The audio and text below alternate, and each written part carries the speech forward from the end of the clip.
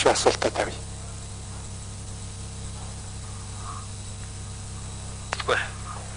За баярлалаа. Тэгэхээр би нэг 2-3 асуулт тавих гэсэн юм аа. Нэгдүгээрт түрүү асуугаад байна гişүүд бас. Энэ бондын хүүг нь бол төр засан газар даах юм уу эсвэл тэр компаниудад даах юм уу гэдэг нэг. Хоёрдугаарт нь би юу гэж асуугаад нэхэр экспортын татвараа эхлээд оруулж ирээд дараа нь энэ асуудал оруулж ирэх хэрэгтэй байсан юм биш үү гэж би асуух гэдэг. Экспортын татварыг хязээ оруулж ирэх юм бэ гэж би бүр тодорхой асуугаад байгаа юм. Ер нь хэлэлцэж явах явцад бол экспортын татварыг бол давхар аваад хэлэлцэж явах тэр боломж нь байгаа юу гэж би асуух гэдэг. Яагаад би тэгж асуугаад нэхэр бол одоо манай Монголд үйлдвэрлэж байгаа гаргаж байгаа нийт ноосны хэрэг одоо хэмжээнээс 3 дахин их болсон байна. Үйлдвэрийн самнах үйлдвэрийн хүчин чадал энэ.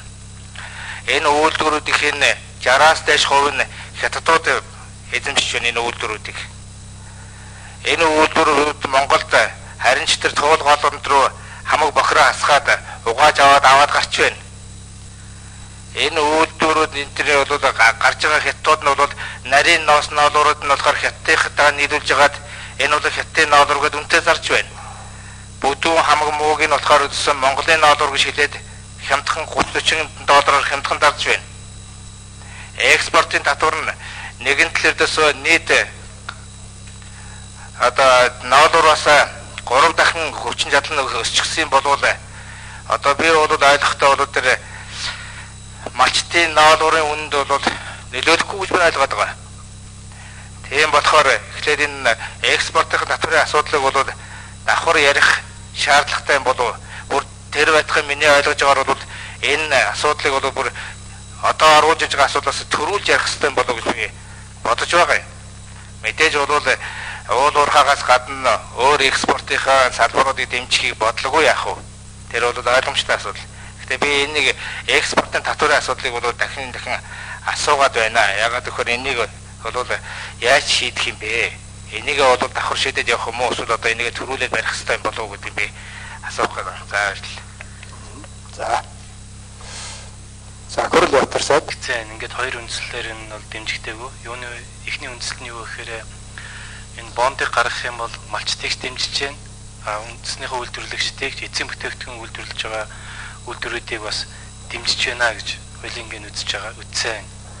За хоёрдугаарт нь бол энэ экспортын татвартай байхаар хилээр одоо нууж хааж гаргадаг хууль бус үйлдэлүүд их гардаг. Дээр нь ноолуурынхаа бид нар эцсийн тоог ч гэсэн үндсэндээ эцсийн байдлаар нь гүйцэд мэддэггүй. Тэгээд тэр үнтэйг үндэслээд эдийн засгийн бодлогод бас янз бүрээр явагдаад байдаг ийм хоёр үндсэл дээрээс ноолуурын экспортын татварыг бол тавихгүй гэж шийдсэн.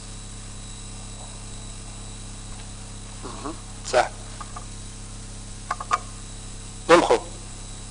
За. Бондын хөөг хэн даах вэ гэж Дамбачраг шаа асууллаа.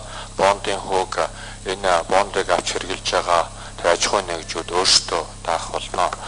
За угааж нөгөө хог хаягдлын Монголын нутаг дээр орхиод гарч ийн энэ асуудал дээр ямар бодлого хийх вэ гэд бид бол гадаадын бусад одоо арь ширний нас ноолуурын үйлдвэр хөгжсөн улсууд бол цэвэрлэх байгууламжийн технологиг нэлээд өндөр түвшинд шийдээд энэ бол байгаль орчноо бохирдуулахгүй болох нь бол шийдэгдсэн асуудал.